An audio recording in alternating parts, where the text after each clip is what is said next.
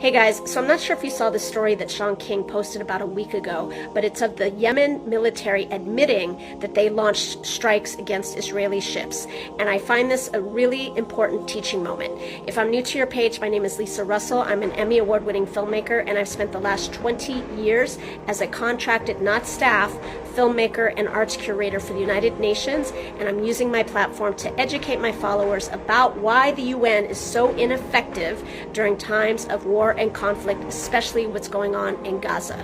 So what is interesting is that according to Sean King's post, Yemen is considered the 14th poorest country in the world. So why would they go up against Israel and the United States?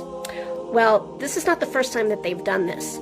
Back in the early 2000s, when the Bush administration was trying to make a case to go to war in Iraq with that, infamous speech by Colin Powell, Yemen was one of the 15 members of the Security Council.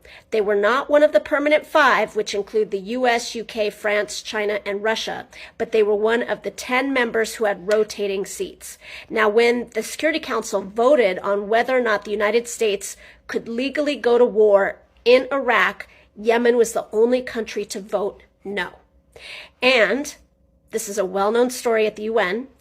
According to people who were at the UN at that time, the microphone for the US delegation was on, and somebody, they believe it was the Secretary of State, said, "That will be the most expensive no vote you ever cast."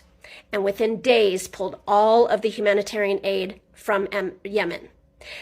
Now, it's also been said that the United States knew that the microphone was on, and they were trying to send a message to everybody else at the UN. If you go against the United States, there will be consequences. And yet Yemen stood up for the Iraqis, and now they're standing up for the Palestinians. So, they might be considered poor financially, but their soul is right. And I think that we need to use that as an example, that we don't need to be financially wealthy. We don't need to be rich. We need to make sure our soul is right.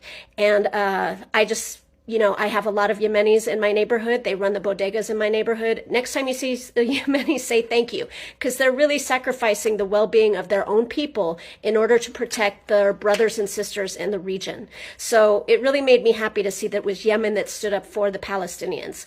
So anyway, free Palestine.